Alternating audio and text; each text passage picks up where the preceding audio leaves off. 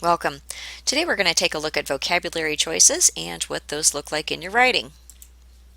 In terms of strong vocabulary choices, keep in mind that the purpose of writing is always to get ideas from the writer to the reader.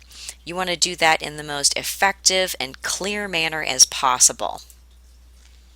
Vocabulary can affect your writing very significantly if you're using the wrong words, if you're using loaded words, words that are too elementary. You can easily turn off your reader, and you definitely don't want to do that. You want to capture your reader's attention and then maintain that throughout your piece of writing. Let's take a look at weak vocabulary choices. One of the biggest problems that we see in terms of weak vocabulary is vocabulary that is too elementary. It's overused. So if you take a look at some of the verbs that are used here, like versions of to be or to have or to get, those are used so frequently that they're overused, and they can really weaken your writing, regardless of what kind of writing it is that you're doing. So if you run across any of these words, am, be, are, have, get, good, bad, cute, nice, special, pretty, and so forth, you may want to look at replacing those as being kind of your first words to get rid of and improve in your writing. Let's take a look at a particular piece of writing where weak vocabulary choices have been made. Our piece here reads, "A toddler boy wearing white leather boots walked to the edge of the river. It had waves that got his shoes wet. He started to fall, then caught himself and crouched down to play in the sand." Okay, now this piece of writing isn't horrible. It's got a couple of words that are pretty interesting. It's got a couple of visuals here that give us some imagery, and we can see kind of what's happening in this particular piece of writing. But it could be better. Let's take a look at some strong vocabulary choices.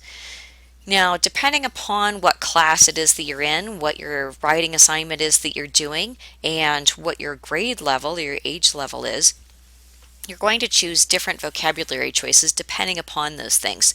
So it's hard to say exactly what words that you should be using. So for example, if you're working in an advanced placement biology class, you're going to use very different words for the papers that you write in that class than you are if you're in a 7th grade creative writing class. Here's a list of words that you would look at and say, oh, those are automatically kind of strong word choices to make. So riveted, exasperate, collect, dedication, resplendent, didactic, and so forth. These words are the kinds of words we want to move towards using in our writing. They're stronger, they're more specific, they may even be topic specific depending upon what it is specifically you're working through. Now let's take a look at that same piece of writing earlier, but this one here is redone. Let's read through this. "The boy shuffled slowly, clearly taking his time as he gingerly approached the water's edge.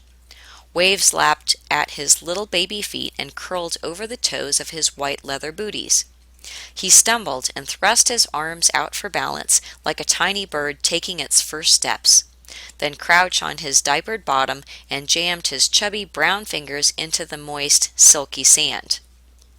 Now, when we're looking at this piece of writing, it's the same idea of what we had covered earlier, where the little guy is going up to the water's edge and playing there at the edge of the water.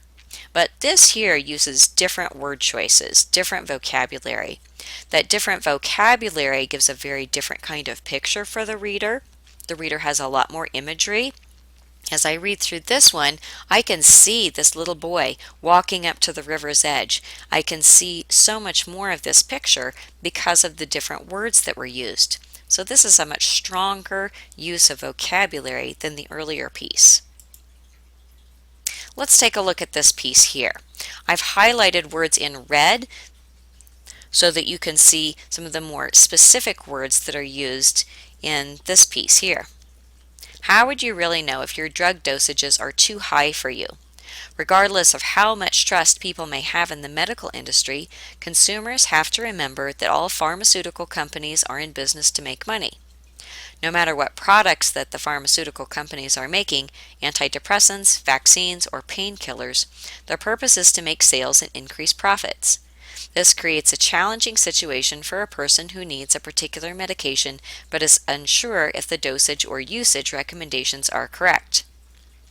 Now, this piece of writing is probably going to be made in a health class or a biology class or something like this. The words that are chosen here, dosages, industry, consumers, pharmaceutical, and so forth, are going to be specific to the topic. So maybe in a health class, maybe there's a question looking at evaluating what your dosages are that you're taking for your medications and how a consumer can be wise at making good choices and asking good questions of their doctors when they go in to evaluate their different drugs that they're taking.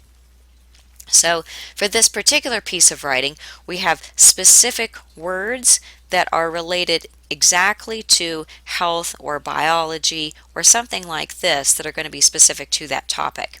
This is a great way to improve your vocabulary choices that you're making in your writing. So what should you do with vocabulary choice? Make sure that when you're going through the editing and revising process that you're looking specifically at your vocabulary choices you're making. Choose strong verbs. Verbs can be a very first point to look at for improving your vocabulary, and it can totally change a piece of writing. Focus on accurate terms, terms that are specific to the topic being covered. And don't repeat strong words more than once in a paragraph. So for example, if you're using a big word that's very specific to your topic, just use that once per paragraph. Don't use the word over and over and over again because it becomes weakened when it's overused. So when you're looking at your vocabulary choices, make sure that you're editing and revising for vocabulary. Make sure that you're using strong verbs, that you're focusing on accurate terms that would be specific to your assignment, to your class, to your purpose. And don't repeat those strong words more than once per paragraph. So at this point, what you should know and be able to do is to know what vocabulary choice is, be able to use strong wording and phrasing, and understand the importance of using strong vocabulary choice. I hope that this has been helpful to your writing. Good luck to you.